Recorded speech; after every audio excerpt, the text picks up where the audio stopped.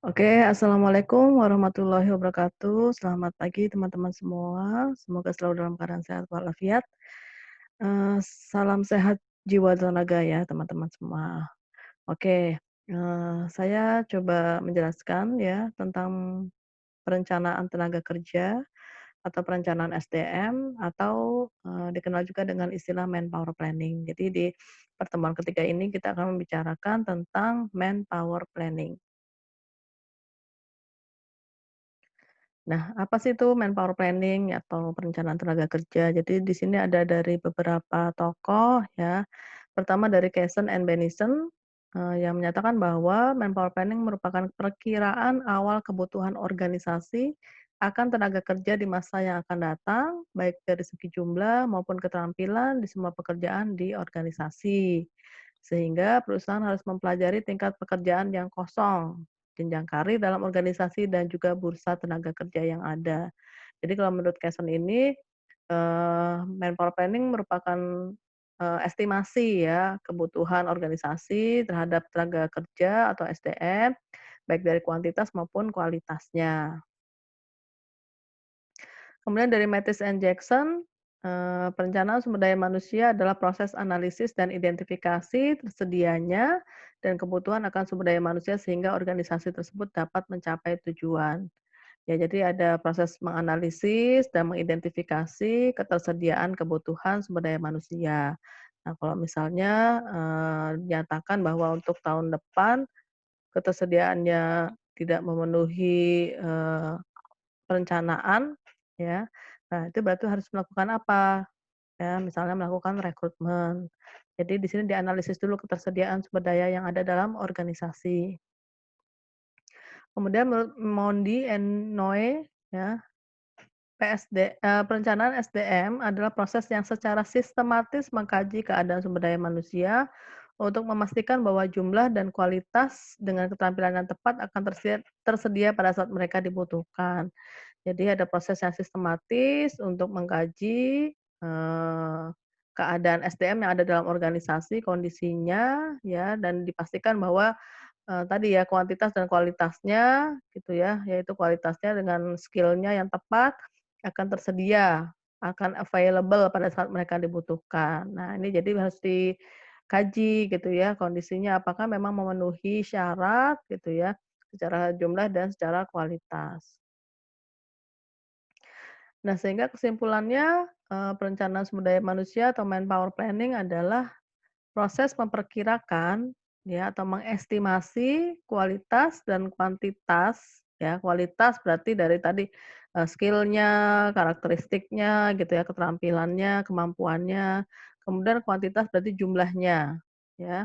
Sumber daya manusia yang dibutuhkan perusahaan atau organisasi di masa yang akan datang. Nah, biasanya manpower planning ini dilakukan untuk setahun ke depan ya, kebutuhan SDM setahun ke depan. Berarti kalau misalnya ini sudah mau menjelang akhir tahun ya. Nah, ini berarti tahun 2020 membuat manpower planning untuk kebutuhan di tahun 2021. Dan membandingkan permintaan tersebut dengan ketersediaan yang ada, serta menerapkan usaha-usaha yang harus dilakukan untuk memenuhi kebutuhan tersebut. Ya, jadi dibandingkan antara supply dan demand-nya. Supply itu ketersediaan yang ada dalam organisasi, apakah SDM-nya mencukupi untuk, dilakukan pemenuhan kebutuhan di masa yang akan datang atau setahun ke depan, ataukah kurang gitu ya. Kalau kelebihan seperti apa, kalau kurang seperti apa yang dilakukan usaha-usahanya, gitu ya. Dia membandingkan supply dan demand, demand itu permintaannya, ya kebutuhannya. Nah, untuk melakukan perencanaan SDM ini ada filosofinya ya, jadi harus dimulai dari pendayagunaan secara efektif dan efisien. Jadi ingat ya, ini kalau manajemen kaitannya dengan efektif dan efisien dan seoptimal mungkin. Ya, SDM yang sudah ada dalam organisasi dan hanya akan menambah atau merekrut SDM dari luar, apabila ternyata terdapat kekurangan SDM untuk melaksanakan tugas-tugas, yang dibutuhkan oleh organisasi atau perusahaan. Jadi mengoptimalkan SDM yang ada di dalam organisasi dulu nih, gitu ya, supaya apa? Supaya ada motivasi bagi karyawan yang sudah ada atau sudah bekerja dalam organisasi, berarti kan ada jenjang karir, ada pergerakan karir gitu ya. Nah itu biasanya melalui apa? Melalui proses promosi kah, atau mutasi, atau rotasi gitu ya. Nah, sehingga mereka hanya akan menambah atau merekrut SDM dari luar apabila terdapat kekurangan SDM di dalam. Misalnya dari jumlah tidak mencukupi atau ternyata dari kualitasnya juga, kurang sesuai sama yang dibutuhkan organisasi. Nah, ini baru dibutuhkan, atau dicari karyawan dari luar gitu ya, atau dilakukan rekrutmen. Kemudian filosofi yang kedua, perencanaan SDM adalah proses menetapkan strategi untuk memperoleh, memanfaatkan, mengembangkan, dan mempertahankan SDM sesuai dengan kebutuhan organisasi sekarang dan pengembangannya di masa yang akan datang gitu ya. Jadi, manpower planning itu juga proses untuk membuat strategi atau kebijakan untuk mendapatkan karyawan, kemudian memanfaatkannya, ya, atau mengembangkan, dan kemudian retaining, mempertahankan SDM sesuai dengan kebutuhan organisasi. Jadi dari perencanaan SDM juga tidak hanya untuk kebutuhan rekrutmen, tapi bagaimana mempertahankan talent-talent yang sudah ada dan memotivasi serta mengembangkan karyawan yang sudah ada dalam organisasi. Nah, tujuan perencanaan SDM adalah untuk memperoleh dan mendapatkan jumlah dan mutu SDM yang dibutuhkan. Nah, ini sekali lagi dilihat dari kuantitas dan kualitasnya. Kemudian yang kedua mengoptimalkan SDM yang sudah dimiliki perusahaan, ya. Jadi SDM yang sudah ada dalam organisasi ini dioptimalkan seefektif dan seefisien mungkin. Ya, dengan cara apa? Dengan cara misalnya tadi, adanya jenjang karir, kemudian dikembangkanlah misalnya keterampilannya belum mencukupi nih, ya masih ada gap. Nah, itu bisa dilakukan pengembangan, sehingga memenuhi tuntutan organisasi. Kemudian mengantisipasi masalah-masalah yang terjadi akibat kekurangan atau kelebihan SDM. Nah, tadi kalau terjadi, defisit gitu ya, atau ternyata demand-nya lebih tinggi daripada supply-nya, ya permintaannya kebutuhan lebih tinggi dari ketersediaan yang ada dalam organisasi, nah itu dilakukan apa? Salah satunya dilakukan rekrutmen. Tapi kalau misalnya kelebihan, ya ternyata supply-nya lebih besar nih daripada demand-nya. Nah, kemudian apa langkah selanjutnya? Ya bisa jadi ada perampingan organisasi, ya, atau misalnya, kasarannya ada PHK gitu ya. Karena ada perampingan organisasi tadi, karena karyawannya udah kelebihan nih kalau dilihat dari analisis beban kerjanya misalnya. Nah, ini ada prinsip utama dalam perencanaan SDM. Jadi tujuan perencanaan SDM tuh dihubungkan dengan program dan kegiatan bisnis yang diemban oleh setiap unit kerja. Jadi setiap organisasi atau perusahaan kan pasti memiliki strategi bisnis ke depannya pengen seperti apa gitu ya. Dan ini nanti diturunkan, strategi bisnisnya ke setiap unit kerja. Jadi strategi unit kerjanya seperti apa, misalnya HR itu seperti apa, diselaraskan dengan strategi bisnis, organisasi ya. Jadi strategi dan rencana bisnis ke depan merupakan dasar yang sangat penting untuk mulai menyusun perencanaan SDM ya. Ini salah ketik ya, typo ya, SDM harusnya. Jadi misalnya nih, kayak Universitas Mercu Buana Yogyakarta, setahun ke depan pengennya menambah jumlah mahasiswa misalnya, mahasiswa baru gitu ya. Nah, kira-kira dengan menambah jumlah mahasiswa baru sebanyak misalnya targetnya, untuk psikologi aja ya, misalnya psikologi itu ke depannya misalnya 700 mahasiswa gitu ya. Nah, apa yang harus disiapkan untuk mendapatkan, 700 mahasiswa itu? Kita harus menyiapkan apa? Salah satunya tenaga pengajarnya gitu ya, tendiknya, tenaga pendidiknya, apakah memang sudah cukup gitu ya untuk melayani sebanyak itu mahasiswa. Nah itu kan, eee, perencanaan SDM terkait dengan strategi bisnis. Ya jadi harus dianalisis tuh kira-kira dosen butuh berapa lagi sih gitu ya, tendik butuh berapa lagi dan lain-lain. Kemudian prinsip utama yang kedua adalah kegiatan perencanaan SDM dilakukan dengan mengacu pada hasil audit SDM dan hasil evaluasi pekerjaan. Jadi ya hasil audit SDM dan hasil evaluasi kinerja pegawai memberikan profil dan masukan mengenai peta kebutuhan SDM di masa depan baik dari sisi jumlah ataupun kualitas. Jadi, SDM melakukan audit gitu ya kepada seluruh unit kerja, Nah, kemudian juga hasil dari evaluasi kinerja pegawai seperti apa, sehingga ada profil dari, masing-masing unit gitu ya, tentang peta kebutuhan SDM. Misalnya unit operasional. Nah, unit operasional kira-kira dari hasil auditnya seperti apakah gitu ya.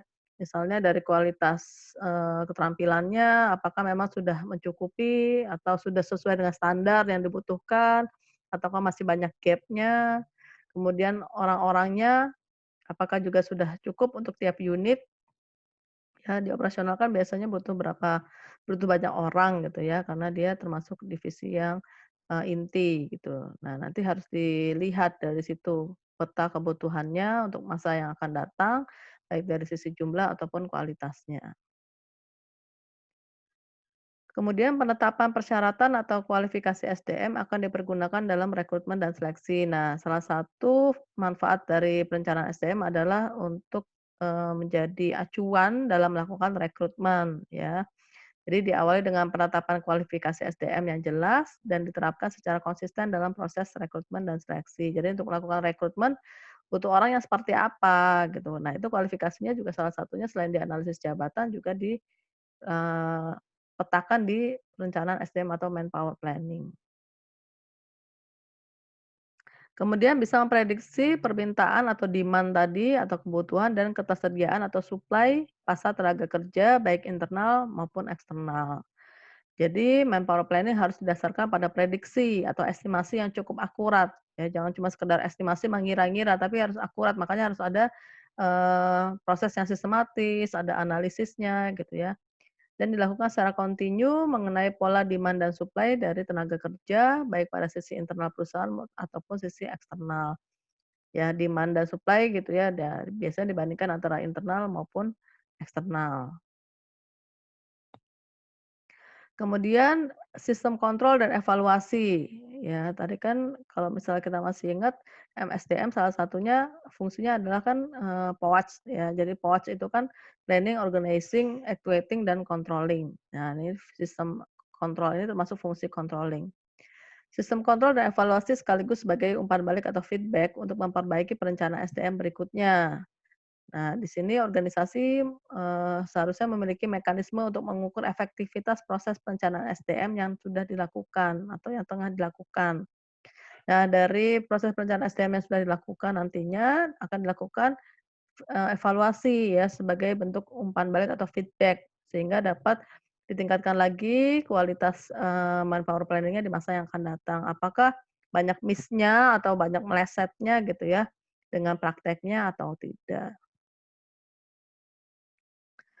Nah, manfaat perencanaan SDM ya, eee, ada yang pertama meningkatkan efektivitas dan efisiensi pendayagunaan SDM. Jadi tadi melalui perencanaan SDM, proses rekrutmen, penempatan, dan promosi atau mutasi dapat dilakukan secara optimal.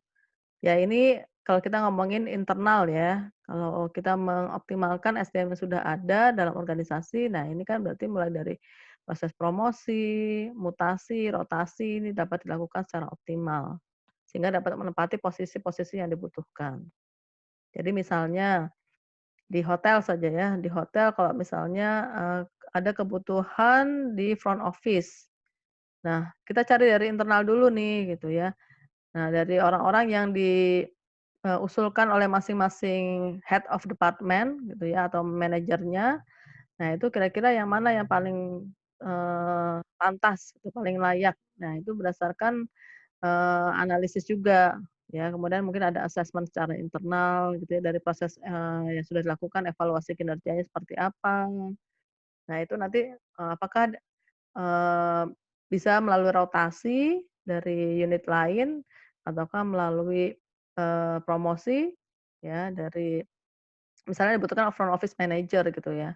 Nah, itu kan berarti, butuh orang-orang yang qualified untuk menduduki FO manager. Nah, itu, dari SDM yang ada, talent-talent SDM ya yang ada di hotel itu, kira-kira siapa yang layak. Nah, itu analisis ya, kemudian nanti, direncanakan bahwa dia bisa menempati posisi front office manager untuk tahun depan misalnya. Mengoptimalkan penggunaan biaya tenaga kerja. Nah, ini terkait efisiensi ya, melalui perencanaan SDM, maka akan dapat dicapai penempatan pegawai secara optimal sehingga bisa mendorong penghematan biaya tenaga kerja. Ya, jadi, kalau ada perencanaan SDM sebisa mungkin, hal-hal yang sudah disusun ya, apapun yang sudah disusun itu selaraskan dengan budget company ya, biaya, tenaga kerja itu sendiri. Jadi kita nggak mungkin melakukan rekrutmen jor-joran tanpa direncanakan sebelumnya. Kemudian manfaat yang lain adalah mendorong perilaku proaktif dan tidak reaktif atau, eee, melalui perencanaan SDM yang baik, perusahaan akan dapat membangun serangkaian tindakan yang responsif terhadap setiap dinamika perkembangan bisnis yang ada. Nah, terkait sekarang pandemi ya, pandemi yang sedang melanda di dunia termasuk di Indonesia, nah ini akan sangat mempengaruhi perencanaan SDM yang telah dibuat. Ya mungkin di akhir tahun 2019 sudah dipetakan sebaik mungkin, pos-pos ya atau kebutuhan SDM per unitnya misalnya. Tapi ternyata datanglah si Covid ini gitu ya, sehingga akan mempengaruhi dan mengubah, perencanaan SDM yang sudah dibuat sebelumnya atau harus disesuaikan. Ya mau gimana lagi ya. Nah ini sebenarnya hal ini tidak bisa diprediksi. Kalau di sini kan mendorong perilaku proaktif ya. Kalau mendorong perilaku proaktif mungkin kita bisa membaca tren bisnis ke depan, setahun ke depan seperti apa. Tapi kalau kayak Covid ini kan, tidak bisa dibaca sebelumnya atau tidak bisa diantisipasi. Nah, kalau misalnya yang bisa diantisipasi supaya kita proaktif adalah membaca tren bisnis ke depan. Biasanya setahun ke depan tuh sudah mulai ada nih kecenderungannya seperti apa. Sehingga nanti dibuatlah perencanaan SDM yang bisa sesuai dengan tren bisnis ke depannya. Kemudian memastikan terpenuhinya kebutuhan SDM yang kompeten, ya, melalui perencanaan SDM, proses penempatan karyawan yang kompeten dan tepat pada posisinya akan dapat tercapai dengan lebih optimal karena di perencanaan SDM kan tidak hanya melihat jumlah atau kuantitas, tapi kualitasnya juga. Jadi kompetensinya juga seperti apa. Kemudian mendorong terbangunnya sistem informasi SDM yang akurat. Ya, sistem informasi SDM yang akurat itu merupakan salah satu elemen penting untuk mengoptimalkan kinerja organisasi. Ya, perencanaan SDM akan mampu mendorong terbangunnya sistem informasi SDM yang handal dan akurat. Karena di perencanaan SDM kan sudah dipetakan tuh ya, jumlahnya seperti apa, profilnya seperti apa, gitu ya. Sedangkan, yang mendukung data-data adanya atau data-data untuk perencanaan SDM salah satunya mungkin melalui proses, performance appraisal, dari data karyawan. Nah, itu kan merupakan data-data atau informasi SDM ya dan akurat atau valid ya. Jadi mungkin melalui HR Information System atau HRIS, nah ini bisa tahu nih kira-kira dari data karyawan itu biodatanya, background pendidikannya, skill-nya, ya, pengalamannya dan lain-lain itu seperti apa, ya. Sehingga inilah, salah satu manfaat perencanaan SDM. Nah ini tadi terkait, penggunaan basis data ya. Di sini kan tadi banyak karyawan dibutuhkan untuk posisi-posisi di setahun ke depan misalnya di suatu perusahaan ya, yang mungkin sudah bekerja di perusahaan itu sendiri. Jika perusahaan tersebut kecil, manajemen mungkin mengenali seluruh karyawan dengan cukup baik karena orang-orangnya cuma sedikit gitu ya, guna mencocokkan keterampilan dan aspirasi mereka dengan kebutuhan perusahaan. Nah, namun seiring pertumbuhannya perusahaan, proses pencocokan menjadi semakin sulit karena organisasi semakin bertumbuh. Basis data digunakan oleh organisasi yang menganggap serius permasalahan sumber daya manusia dalam mencocokkan orang-orang dengan posisi. Jadi sekarang sudah eranya teknologi informasi ya, kemarin kan sudah ada, kita bahas tentang bergesernya fungsi, MSDM ya yang tadinya sifatnya administrative expert gitu ya, kemudian employee champion, agent of change dan strategic partner. Nah, kalau di sini kita masih ngomongin masalah administratif expert, tapi dengan cara yang lebih modern gitu ya. Jadi pengolahan data karyawan tidak hanya manual, tapi sudah melalui teknologi, sudah digital gitu ya. Jadi penggunaan basis data SDM sudah lebih, terkelola dengan efektif. Nah, sebelum dirasa perlu mencari sumber eksternal, perusahaan dapat menggunakan basis data tersebut untuk meneliti dalam perusahaan itu sendiri guna melihat keberadaan para karyawan dengan kualifikasi yang dibutuhkan atau ada talent mapping. Ya, jadi para karyawan terutama yang talent-talent yang potensial dan kompeten, itu nanti ada rapotnya masing-masing sehingga bisa di-mapping gitu ya, dia termasuk karyawan yang kualifikasinya seperti apa sih gitu ya, dan dia nanti bisa diproyeksikan untuk menduduki jabatan apa sih gitu. Tren yang meningkat adalah perusahaan secara otomatis memberitahukan adanya posisi-posisi baru kepada para karyawan yang memenuhi syarat. Jadi nanti, kalau rekrutmen secara internal, nah itu akan dibuka job posting ya, job posting secara internal gitu ya. Jadi akan dibuka, atau, eee open recruitment tapi bukan eksternal ya, tapi internal. Jadi karyawan-karyawan yang memenuhi syarat bisa, melakukan, atau melamar pekerjaan atau jabatan yang kosong tersebut atau yang dibutuhkan. Nah, ini informasi dalam basis data SDM, kurang lebih seperti ini loh data-datanya ini ya. Riwayat dan pengalaman kerja, kemudian keterampilan dan pengetahuan khusus, ada sertifikasi apa sih yang sudah dimiliki, ya, atau yang sudah diperoleh, kemudian pelatihan apa yang sudah diselesaikan, yang, dilakukan secara internal, kemudian background pendidikan, hasil performance appraisal atau penilaian kinerja sebelumnya, kemudian strength and, weakness-nya apa, kebutuhan pengembangannya apa, potensi promosi saat ini dan dengan pengembangan lebih lanjut, jadi kayak individual development plan-nya ada gitu ya, spesialisasinya apa, minatnya apa atau passion-nya apa, ya. Jadi ini terkait juga dengan sasaran dan aspirasi karir, perkiraan tanggal pensiunnya. Nah, ini termasuk dalam perencanaan SDM ya. Riwayat pribadi termasuk apakah ada penilaian psikologis. Nah, ini skema dan tahapan dalam perencanaan SDM. Ya, jadi, skemanya kurang lebih pertama mengacu pada sasaran perusahaan atau sasaran organisasi atau sasaran tujuan organisasi, strateginya mau ngapain gitu ya, kemudian diturunkan menjadi tujuan unit ya atau sasaran tim. Nah, kemudian dilakukanlah perencanaan tenaga kerja. Nah, di sini sasaran perusahaan ya termasuk juga, apakah akan ada perencanaan perusahaan, strateginya akan seperti apa sih untuk mencapai tujuan itu. Nah, terkait dengan SDM, nah ini dilakukanlah perencanaan SDM atau manpower planning. Acuannya ya dari analisis beban kerja ya, kemudian juga dari analisis angkatan kerja, ya sehingga dapat diketahui apakah terjadi surplus ya atau kelebihan tenaga kerja dalam organisasi ataukah, terjadi defisit atau kekurangan tenaga kerja. Nah, ini skema kerja dalam perencanaan SDM. Ya, tadi hampir sama dengan skema sebelumnya, jadi ini lebih detailnya. Setiap perusahaan harus memiliki strategi ke depannya, ya.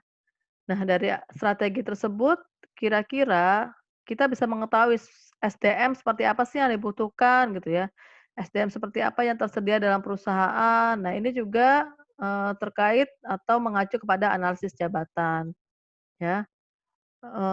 Untuk misalnya posisi marketing, ya, marketing itu kira-kira SDM-nya seperti apa sih yang dibutuhkan, ya, kompetensinya seperti apa, kepribadian seperti apa. Nah, ini kan mengacu pada analisis jabatan. Kemudian kalau misalnya SDM seperti apa yang tersedia dalam perusahaan, ya, yang sudah ada dalam organisasi secara internal, nah ini acuannya datanya atau dokumennya adalah data kinerja, ya, performance appraisal, dan prestasi karyawan, serta data pelatihan karyawan yang sudah pernah diikuti. Nah, apakah match gitu ya, atau apakah ada kesesuaian antara yang dibutuhkan dengan yang tersedia dalam dalam organisasi. Nah, jika tidak ada, tipe SDM seperti apa sih yang perlu kita rekrut dan bagaimana cara merekrut mereka? Ya, jadi berarti kita harus melakukan rekrutmen secara eksternal. Nah ini, jika kita bicara tadi skema kerja ya, Kita ngomongin strategi perusahaan dulu nih. Jadi strategi perusahaan adalah arah strategi perusahaan memberikan acuan mengenai profil dan kebutuhan pegawai yang perlu dipenuhi. Jika strateginya adalah berfokus pada pertumbuhan dan ekspansi, maka proses rekrutmen harus segera dilakukan. Jadi misalnya nih, ada perusahaan misalnya kayak swalayan gitu ya. Nah, swalayan rencananya ke depan akan membuka cabang. Ya, atau melakukan ekspansi. Nah, berarti kan butuh karyawan, ya, sehingga harus melakukan rekrutmen salah satunya, gitu ya. Tapi kalau misalnya, strateginya untuk penghematan, ya berarti sebaliknya, kita harus mengurangi atau merampingkan organisasi, atau ada strategi lain. Kemudian acuannya yang pertama dari analisis jabatan ya, yang berisi, gambaran tentang kualifikasi SDM yang dibutuhkan. Selain juga dari job description-nya ya, untuk melakukan job description kan apa sih job spec-nya gitu ya, apa persyaratan jabatan yang dibutuhkan atau kualifikasinya. Nah, analisis jabatan ini juga akan memberikan sejumlah informasi berharga yaitu memberikan gambaran tentang tantangan yang bersumber dari lingkungan yang mempengaruhi pekerjaan para pekerja dalam organisasi. Nah, ini akan kita bicarakan di, minggu depan ya, minggu keempat. Kemudian analisis jabatan juga mampu menemukan unsur-unsur pekerjaan yang mendorong atau menghambat kualitas para anggota organisasi dan merencanakan profil tenaga kerja untuk masa yang akan datang. Jadi nanti dari analisis jabatan yang dibuat, nah itu bisa terlihat kan, pekerjaan-pekerjaan apa saja gitu yang harus dilakukan, uraiannya untuk posisi tertentu, dan apakah harus direvisi gitu ya berdasarkan, perubahan-perubahan eksternal. Nah, misalnya sekarang sudah serba online. Nah, kira-kira alat-alat kerjanya seperti apa, pekerjaannya seperti apa, apakah berubah atau disesuaikan. Analisis jabatan juga, sangat penting peranannya dalam penempatan para pegawai agar benar-benar sesuai dengan pengetahuan, keterampilan, dan pengalaman yang dimilikinya. Jadi karyawan yang sudah direkrut itu apakah memang sudah ditempatkan sesuai dengan potensi dan minatnya. Kemudian SDM seperti apa yang dibutuhkan, ya dari arah strategi perusahaan kita mengetahui SDM seperti apa yang dibutuhkan. Jadi secara kualitas ya, baik dari segi secara kualitas dan kuantitas, ya, baik dari segi jumlah, per posisi yang dibutuhkan, atau juga kualifikasinya dan posisinya apa, ya. Jadi nanti, ada staffing table itu isinya per unit itu jumlah yang dibutuhkan, per bulannya berapa, ya, kemudian nanti ada kualifikasinya seperti apa, untuk posisi apa. SDM seperti apa yang tersedia dalam perusahaan? Nah, melalui audit SDM bisa diketahui profil dan jumlah SDM yang tersedia dalam perusahaan. Audit ini memanfaatkan informasi yang diperoleh melalui data evaluasi kerja atau penilaian kinerja, kemudian pengalamannya atau historisnya atau historis pelatihannya. Sehingga kita tahu profilnya seperti apa. Ya, apakah memang dia kompetensinya untuk marketing manager misalnya, apakah sudah sesuai dengan kompetensi yang dibutuhkan, perusahaan? Apakah masih ada kesenjangan dan lain-lain.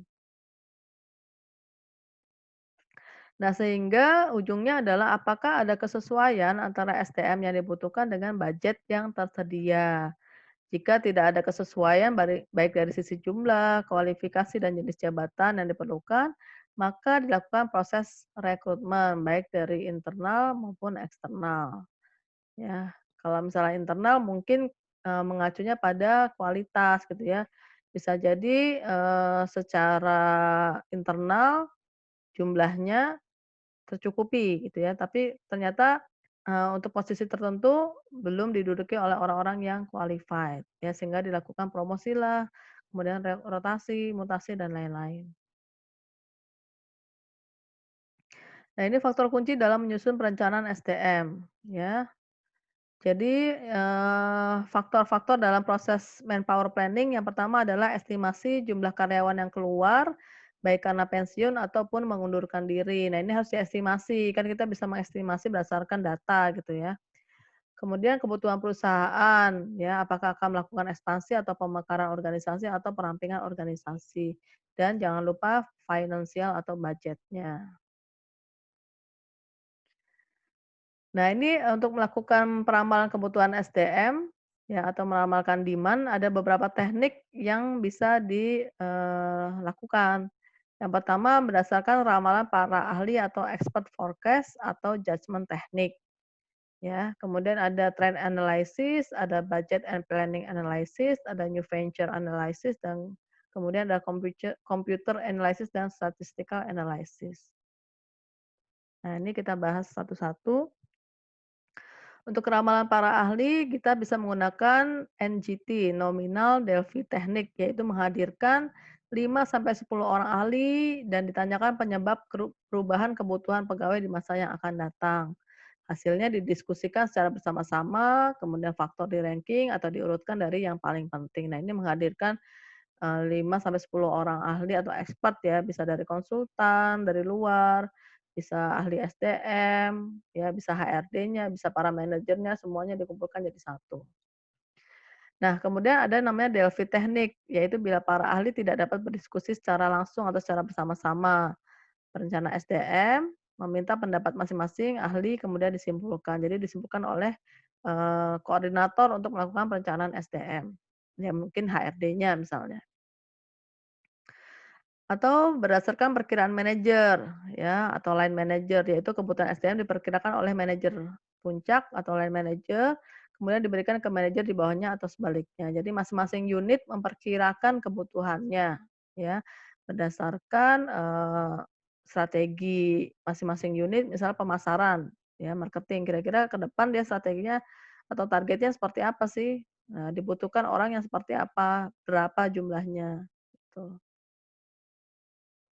Kemudian ini terkait trend analysis ya, analisis kecenderungan yang dilakukan berdasarkan kecenderungan kebutuhan pada masa lalu, yaitu, jenisnya ada ekstrapolasi yang mengasumsikan bahwa tingkat perubahan masa lalu sama dengan yang akan datang. Jadi tidak terjadi perubahan yang signifikan gitu ya, karena mengacunya pada, kebutuhan di masa yang lalu, setahun yang sebelumnya gitu. Kemudian ada indeksasi, yaitu menghitung bahwa rasio antara jumlah pegawai dengan jumlah penjualan atau sales atau produksi pada masa lalu akan sama di masa yang akan datang. Jadi berdasarkan rasio produksi, ya. Kemudian ada budget and planning analysis yang merupakan jumlah budget yang telah disetujui yang di dalamnya berisi jumlah kebutuhan pegawai pada setiap departemen dalam suatu perusahaan. Nah, ini waktu saya kerja di leasing di Jakarta, saya sebagai HR ya, saya diminta atasan saya untuk,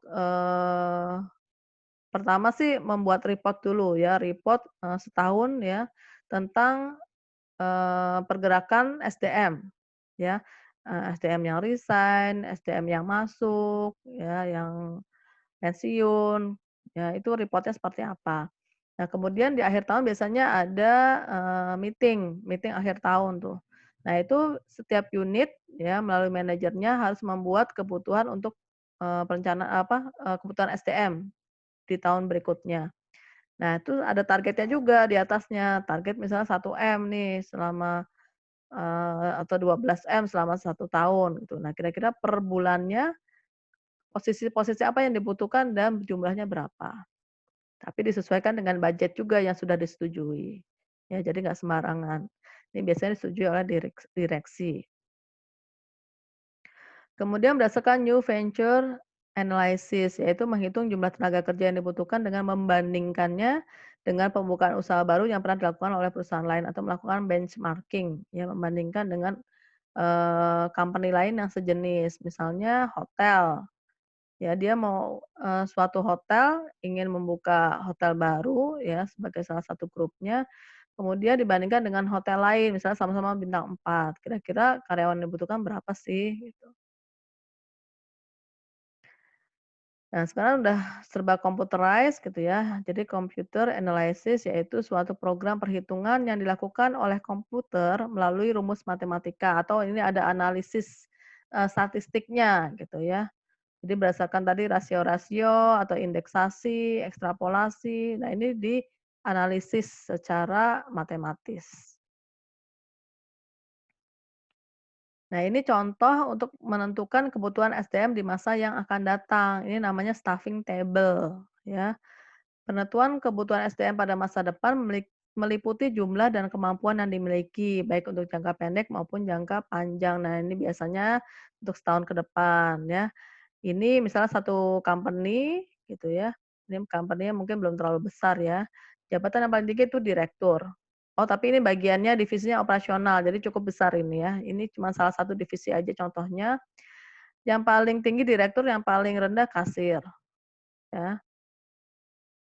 Nah, untuk bulan pertama ya, tidak dibutuhkan direktur, tidak dibutuhkan manajer baru, ya, karena mungkin alasannya direkturnya masih akan tetap sama, manajernya juga sama, tapi untuk supervisor di bulan ketiga, keenam, kesembilan, dan ke-12 itu dibutuhkan masing-masing 2, sehingga selama setahun dibutuhkan 8 orang. Kemudian untuk pramuniaga setiap bulan dibutuhkan 2 orang baru, kebersihan untuk cleaning service 3 orang setiap bulannya, keamanan dibutuhkan 1, kasir tidak dibutuhkan yang baru, ya, sehingga nanti jumlahnya yang dibutuhkan berapa. Nah, ini staffing table ya atau, tabel gitu ya untuk melihat kebutuhan SDM. Nah, biasanya dibuat per unit ya, entah marketing sendiri gitu ya, kalau misalnya perusahaannya cukup besar ya. Nah, di sini nanti harus tahu nih kira-kira alasannya apa gitu ya, kok dibutuhkan pramuniaga tiap bulannya 2 misalnya. Terkait juga dengan strategi, unit, strategi organisasi, targetnya. Analisis ketersediaan atau supply ya, ketersediaan ya, dan kemampuan perusahaan. Jadi memperkirakan ketersediaan sumber internal, yaitu proses pemeriksaan tenaga kerja yang ada, jumlah dan jenisnya. Jadi yang ada dalam organisasi itu gitu ya, diperkirakan supply-nya secara kuantitas maupun secara kualitasnya. Nah, teknik analisis yang digunakan yaitu namanya replacement chart. Yaitu gambaran singkat mengenai siapa menggantikan siapa apabila suatu suatu saat jabatan itu kosong. Dan ada tambahan catatan tentang informasi calon pekerja yang disebut dengan replacement summary, yaitu daftar kemungkinan pengganti untuk setiap jabatan. Nah, jadi di sini tuh kayak, pola karirnya, jenjang karirnya itu, promosi, ya. Jadi ada kayak semacam kaderisasi gitu loh. Nah, ini contoh replacement chart-nya. Jadi ini untuk menggantikan manajer operasional yaitu Pak Sahidi, ada 2 calon yaitu, yang pertama Pak Handoko usia 56 tahun dan Pak Bawono usia 54 tahun. Nah, Pak Handoko itu dari mana? Dari manajer bagian pakaian pria pria ya, kemudian dia membawahi langsung, mungkin asisten manajer ya, Pak Sudirman dan Pak Yanto.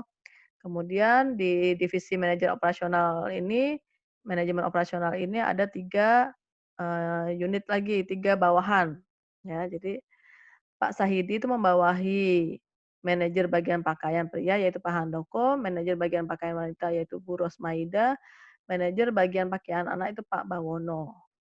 Nah, kemudian diberikan kriteria, sehingga bisa tahu kira-kira siapa yang bisa menggantikan Pak Sahidi. A, itu siap dipromosikan, B, itu butuh pengalaman, C, itu belum sesuai. Kemudian ada lagi angka, 1 kinerjanya baik sekali, 2 kinerjanya cukup, 3 kinerjanya kurang, 4 kinerjanya sangat kurang. Nah, kenapa dicalonkan ya Pak Handoko dan Pak Bawono ya dari hasil performance appraisal atau penilaian kinerjanya, Pak Handoko itu kategorinya yaitu A1 ya. A1 berarti dia siap dipromosikan dan kinerjanya baik sekali.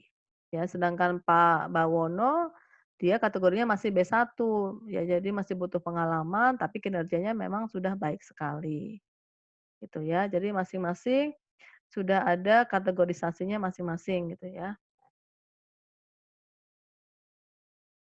Kemudian ini, ringkasannya, replacement summary-nya. Jadi pemegang jabatan yang akan digantikan nantinya adalah Pak Sahidi usia 58 tahun, kira-kira dia akan pensiun 2 tahun lagi. ya, atau vakan gitu ya, jabatannya itu kosong karena dia pensiun, pangkatnya atau gajinya, pangkatnya 3B, gajinya 2 juta, masa kerjanya sudah 15 tahun. Kemudian calon satunya Pak Handoko, usia 56 tahun, dia adalah manajer bagian pakaian pria, masa kerjanya sudah 10 tahun, kinerjanya sangat baik, sumbernya dari, performance appraisal atau daftar penilaian pegawai, tidak diperlukan, latihan atau pelatihan lagi. Nah, yang calon 2 adalah Pak Bawono, usianya 54 tahun, jabatan saat ini manajer bagian pakaian anak, ini sama-sama manajer di bawahnya Pak, Sahidi, masa kerjanya, lebih pendek ya, jadi 8 tahun dibanding Pak Handoko, kinerjanya baik kategorinya, sumbernya sama daftar penilaian pegawai, tapi dia masih membutuhkan pelatihan mengenai leadership.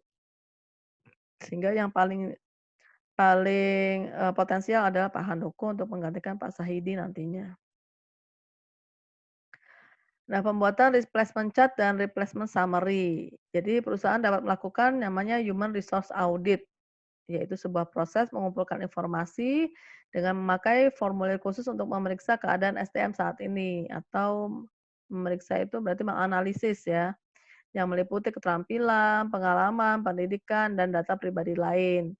Nah, untuk non manager disebut skill inventory, sedangkan untuk manajer disebut manajemen inventory. Jadi HR membuat form gitu ya atau template ya, nanti diisi oleh masing-masing, departemen atau masing-masing unit ya, tentang profil timnya ya, atau orang-orang yang ada dalam unit tersebut. Baik dari usia, kemudian demografi ya, usia, jenis kelamin, kemudian pendidikannya, keterampilannya, pengalamannya, data pelatihannya, performance appraisal-nya, dan lain-lain. Itu namanya human resource audit. Nah, contohnya ini, kalau skill inventory tadi level staff ya. Nah, ini ada diisi oleh departemen sumber daya manusia, ya, kemudian yang diisi oleh pegawai apa, gitu. Nah, ini sebagai gambaran atau acuan dalam melihat profil SDM.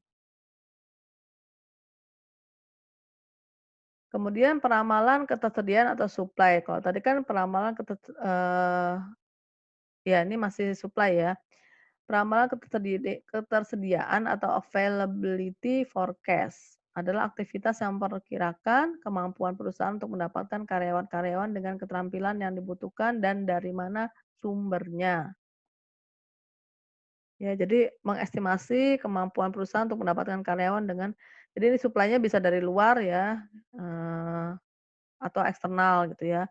Dalam rangka meramalkan ketersediaan, manajer sumber daya manusia beserta user atau line manager mengamati sumber-sumber internal ya, para pekerja yang saat ini ada di organisasi dan sumber-sumber eksternal atau bursa tenaga kerja. Jadi availability forecast itu bisa memperkirakan ketersediaan, karyawan dalam organisasi maupun eksternal organisasi. Nah, ini biasanya dikaitkan kalau eksternal dengan bursa tenaga kerja. Jadi kalau sekarang kan Indonesia sedang memasuki de bonus demografi. Nah, teman-teman ada yang paham nggak bonus demografi apa? Jadi bonus demografi adalah jumlah atau komposisi penduduk yang ada, di mana kalau bonus demografi jumlah penduduknya yang usia produktif akan lebih dominan dibanding usia non produktif. Makanya disebut bonus ya, karena ini kan berarti, sesuatu yang positif ya, usia produktifnya akan lebih banyak dibanding usia non produktifnya. Ya termasuk yang paling banyak adalah generasi milenial dan ini nanti teman-teman adalah, generasi Z ya, yang sudah mulai memasuki dunia kerja. Nah, ini seperti apa sih ketersediaannya di luar gitu ya, dari skill-nya apakah mereka cukup skillful, ya, apakah merupakan skill worker atau ternyata, para tenaga kerja yang tidak tidak tinggi kompetensinya atau skill-nya atau tidak skillful. Nah, itu menjadi analisis tersendiri dalam peramalan ketersediaan. Nah, ini tadi ya memperkirakan ketersediaan sumber eksternal, ketersediaan jumlah pegawai yang ada di pasar tenaga kerja dipengaruhi oleh lembaga pendidikan dan pelatihan, perubahan demografis, spesialisasi, perubahan minat dan sikap terhadap suatu pekerjaan. Ya, jadi LPK misalnya lembaga pendidikan, itu biasanya untuk para SMK, ya para SMK kemudian dilatih lagi, dibimbing, kemudian ada pelatihan-pelatihan atau sertifikasi. Nah, ini ada perubahan demografis tadi seperti ada bonus demografi, kemudian mereka spesialisasinya kebanyakan di mana. Nah, sekarang sudah zamannya zaman teknologi informasi. Apakah ketersediaan karyawan di bidang IT sudah mencukupi atau ternyata masih kurang?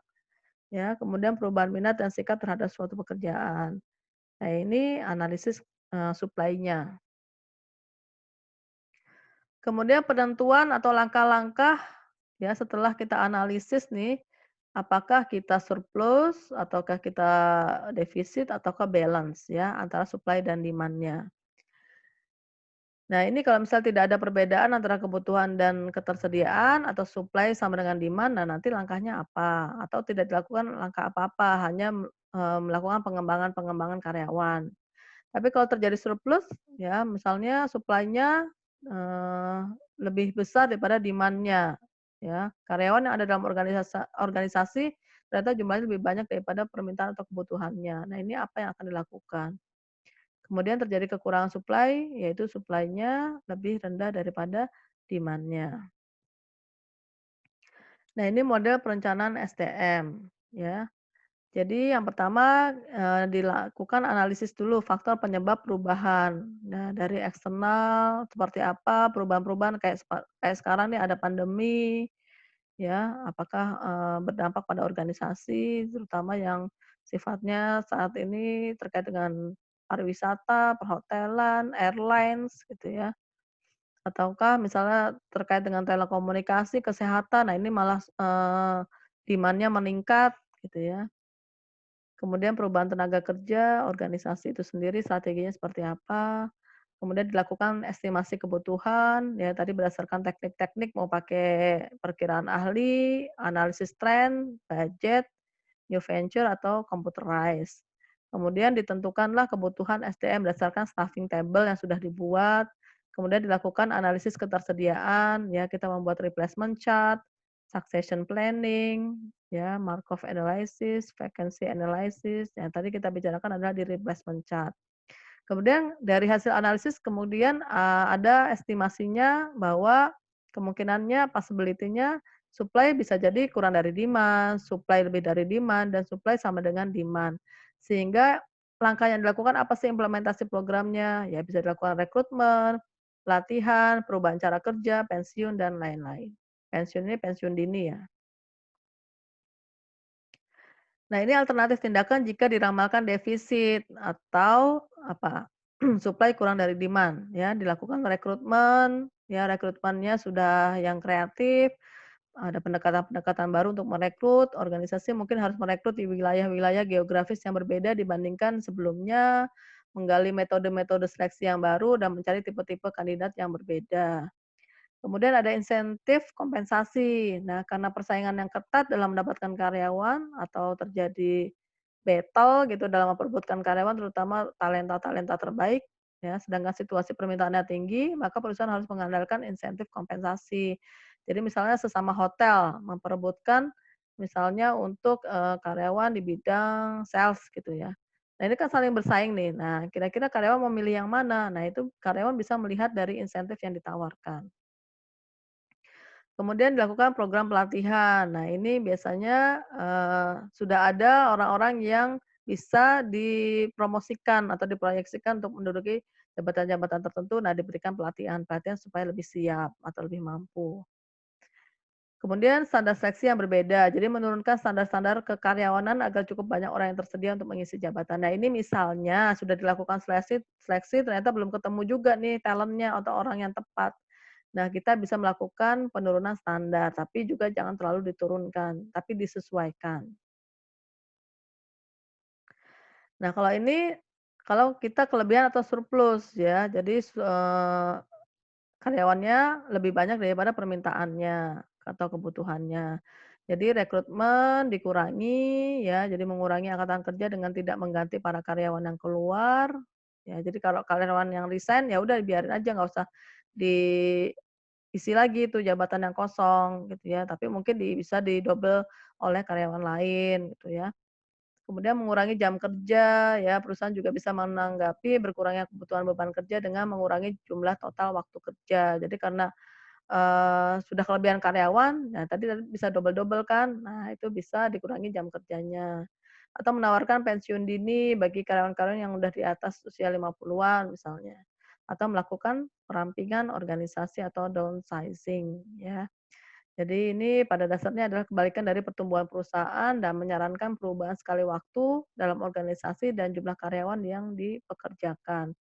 Biasanya baik struktur organisasi maupun jumlah karyawan dalam organisasi tersebut menyusut, ya karena ada surplus tadi. Oke, saya rasa cukup ya penjelasannya untuk manpower planning di minggu ketiga. Semoga teman-teman cukup memahami apa yang saya sampaikan dan jangan lupa ditambah membaca dari referensi-referensi yang sudah saya sarankan. Ya, jangan lupa tugasnya diselesaikan, ya karena tugas juga sebagai proses pembelajaran. Saya coba akan memberikan feedback nanti ya.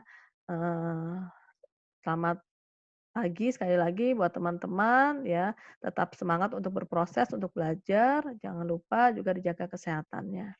Oke, terima kasih banyak partisipasinya. Assalamualaikum warahmatullahi wabarakatuh.